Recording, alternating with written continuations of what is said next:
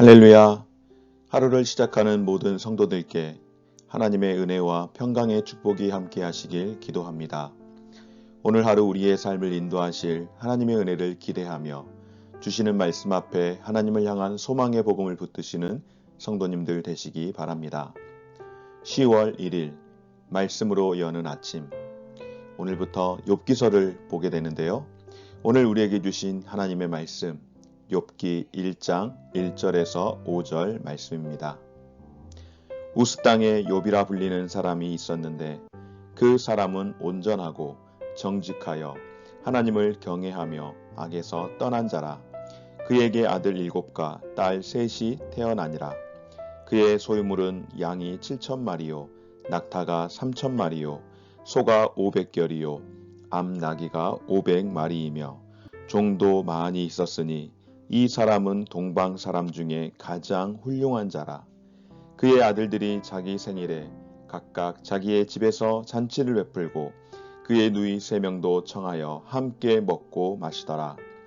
그들이 차례대로 잔치를 끝내면 욥이 그들을 불러다가 성결하게 하되 아침에 일어나서 그들의 명수대로 번제를 드렸으니 이는 욥이 말하기를 혹시 내 아들들이 죄를 범하여 마음으로 하나님을 욕되게 하였을까 함이라. 욥의 행위가 항상 이러하였더라. 아멘. 양화진 외국인 선교사 묘원에 가면 한국인보다 대한민국을 더 사랑했다고 알려지는 선교사의 묘지가 있습니다. 다름 아닌 대한제국의 독립을 위해 고종 황제의 밀서를 받아 루즈벨트 대통령에게 그 밀서를 전할 만큼 우리나라의 독립을 위해 수고했던 선교사 헐버트 박사입니다. 후에 이 일로 인해 헐버트 박사는 일제에 의하여 강제 추방을 당하였고 광복이 될 때까지 우리 대한민국에 들어오지 못하다 광복이 된 이후 1949년에 이승만 대통령으로부터 국빈으로 초대되어 우리나라에 입국하였지만 오랜 여행으로 또한 노환으로 건강이 좋지 않게 되어 결국 우리나라에서 임종을 맞게 되었습니다. 그리고 그의 유언대로 헐버트 박사는 한국에 묻히게 되었고 지금 그의 묘는 양화진 외국인 선교사 묘원에 조성이 되어 있습니다. 그런데 그의 묘병명을 보면 특별한 글이 쓰여졌습니다.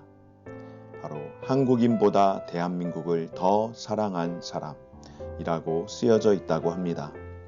왜냐하면 그는 평소에도 나는 웨스터민스터 사원에 묻히기보다는 한국에 묻히고 싶다는 이야기를 종종 했었고 마지막 그 말이 유언이 되어 그의 묘비명에 그렇게 적었다고 합니다. 그렇습니다, 여러분.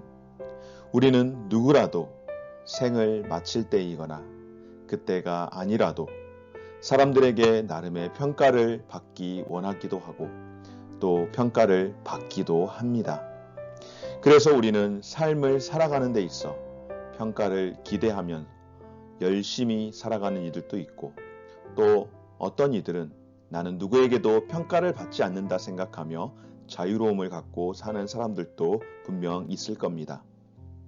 하지만 여러분, 우리가 세상에서 살아가면서 받게 되는 그 모든 평가, 하나님께도 중요한 일일까요? 남들이 우러러보는 성과를 거두었든 그렇지 못했든 성도라면 모름지기 하나님의 말씀에 순종해 그것을 행하는 사람이라는 말을 들어야 하지 않겠습니까? 물론 이는 사람들의 평가에서도 드러나야 합니다. 내가 평가를 받지 않겠다라고 그렇게 이야기할지라도 그런 이들도 역시 반드시 평가를 받기 마련이기 때문입니다. 그래서 신앙생활을 한 지 오래되었다면 다른 사람들이 교회를 오래 다니면 저렇게 온유하고 겸손해지는구나 라고 생각할 수 있는 그런 수준이 되어야 하지 않겠습니까?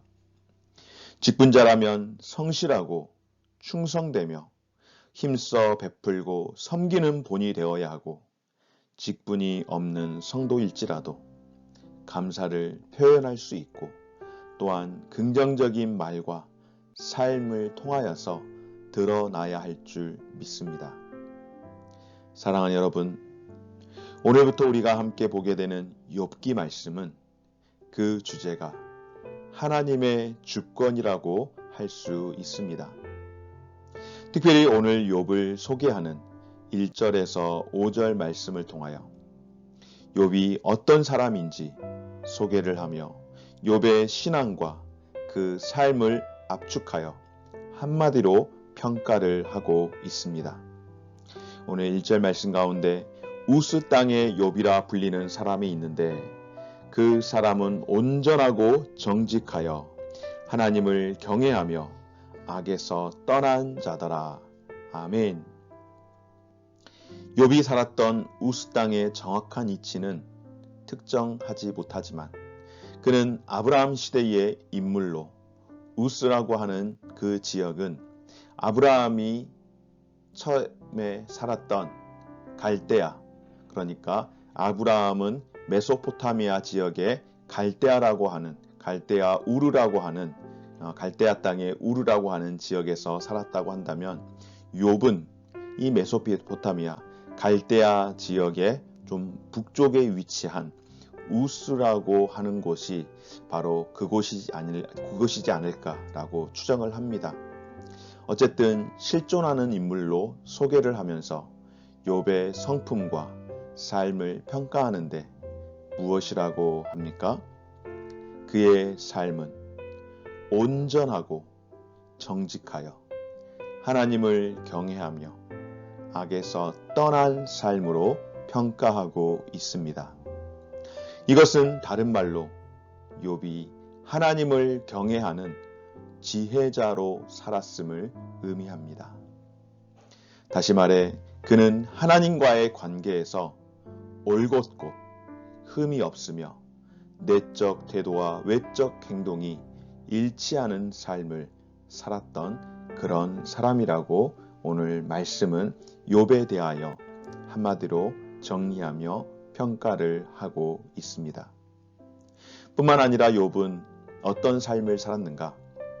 그의 신앙과 또한 그 삶에 걸맞는 복을 누리며 살았던 사람이기도 합니다.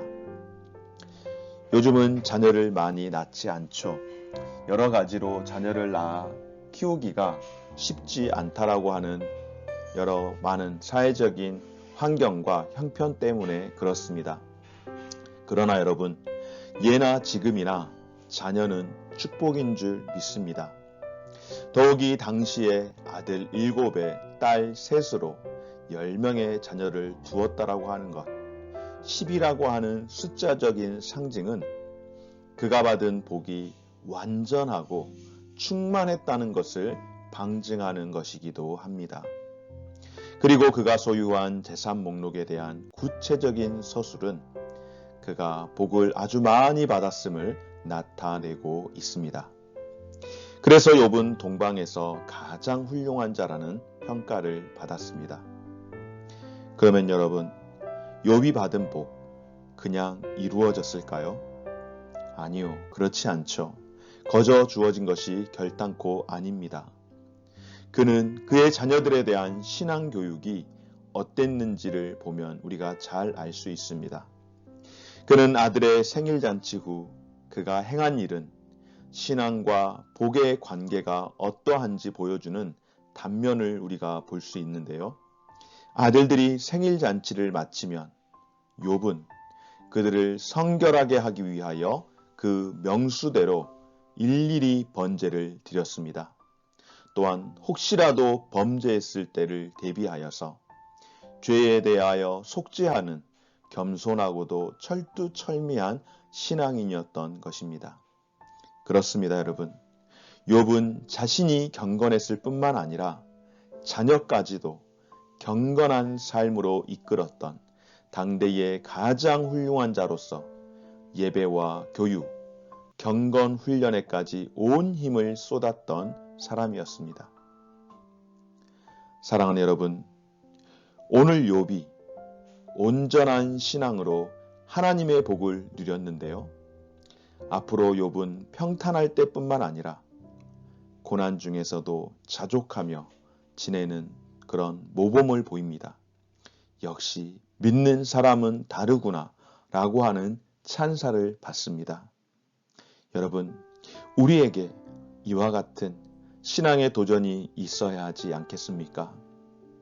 신앙이 있다고 하는데 인색하고 쪼잔하고 한 번 입 밖에 낸 말을 손바닥 뒤집듯 하는 사람이라는 그런 평가를 받아서는 안 되지 않겠습니까?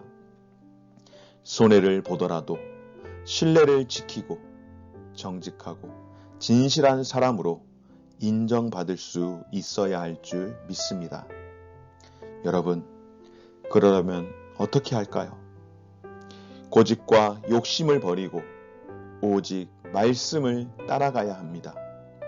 하나님이 평가하시는 최고의 인생은 얼마나 그분을 전적으로 신뢰하며 말씀에 끝까지 순종하는가에 달려 있습니다.